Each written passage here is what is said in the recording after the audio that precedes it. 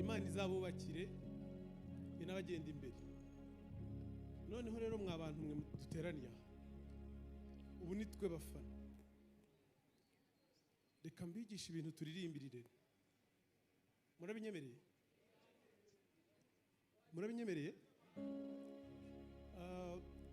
Hari indirimbo indi mu mutwe buretse gato nitwe gukoraho nabaretse. Thank you. Guseka ni ibintu byiza umuntu yakorera undi akarama, ariko n'ubikoze bikamugirira umumaro.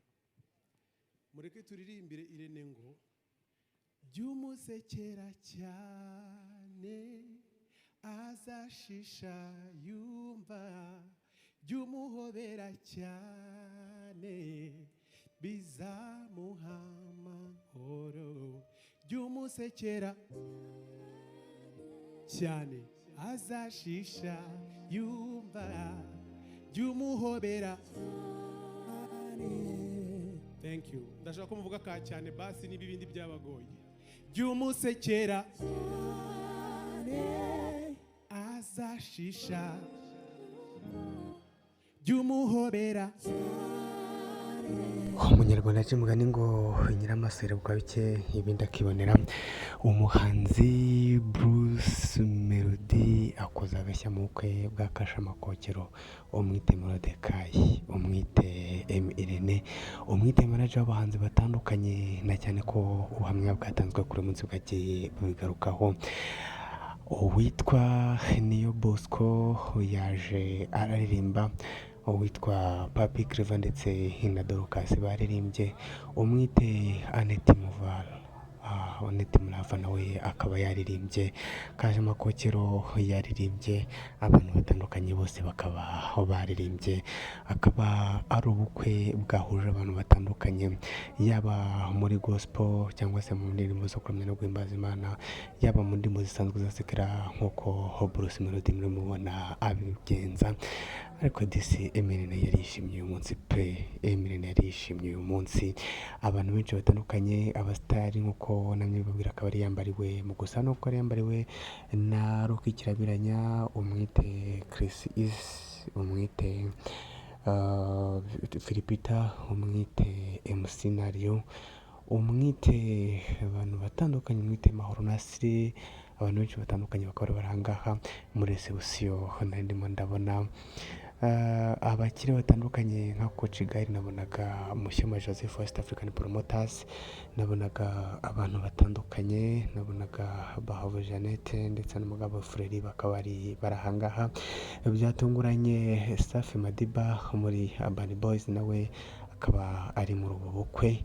Akaba ari ubukwe burimo kugera ku musozo, ariko ubona ko byari ibintu byiza cyane. Abantu benshi bagiye batanga ubuhamya, ubona ko bavuga ko Irene Mulindahabi kwakunda azi kuganira mu biganiro, yaba bakuru yaba n'abana, ni nako no mu bukwe bwe bwaje kuba bwitabirwa. Abantu bavuga bati ibyo ari byo byose Mulindahabi ni umuntu mwiza cyane. Nababwiye ni hari abantu ntigeze mbona ahangaha ariko bagakwiye kuba bahari, ariko kubera ibikorwa byinshi byari bihari uyu munsi nkaba navuze nenda ntibigeze baza kubwira izo mpamvu, kuko mpamya ko ni inshuti ya Apotre Mignon Aise Kabera, akaba ari inshuti ya Mutesi Kovia cyane, akaba batigeze bagera ahangaha. Ariko abandi bose umuntu ntigeze mbona ahangaha nanone ni Papa Sava, ariko abandi bose uhereye kuri ba Dogiteri Nsabe, ubuzi bose muri sinema bakaba bari bahagarariwe muri ubu bukwe. Ubukwe bwatangiye gusa mu gitondo ariko bukaba bugeze ku musozo. Akaba ari Irene Mulindahabi watangiye itangazamakuru, agakora ibitangazamakuru bitandukanye, aho twaje kumumenya ari mu Kwisango Star, ariho abantu benshi baje kumumenyera. Azakuva yerekeza kuri The Choice Live ndetse na Isibo TV, naho yaje gushinga igitangazamakuru cye bita My Empire. Muri My Empire akaba yarafashe umuhanzi Vestine Dorcas, n'abakobwa muzi cyane, yafashije uyu waririmbaga mu kanya ari we Niyo Bosco, akaba yaragiye abafasha mu muziki mu bihe bitandukanye. Abantu benshi batandukanye bakomeje kugenda batanga ubuhamya bavuga bati uyu Irene Murindahabi ni umuntu uzi kubana cyane. Ikindi nta gasoza nibagiwe ni uko ubwo yahoberanaga n'umukobwa we rwose bonaga ko yishimye cyane.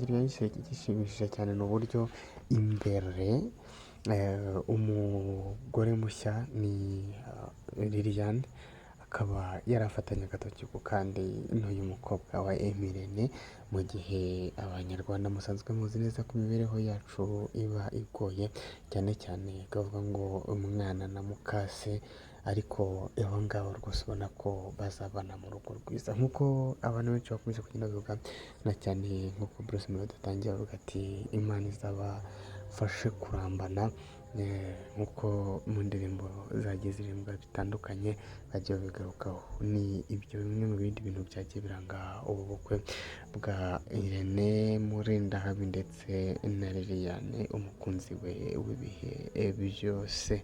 Akaba abantu bose rwose ubona ko Liliane yashatse kurira yageze murera kama, ariko ni amarira y'ibyishimo kuko agiye mu maboko mazima.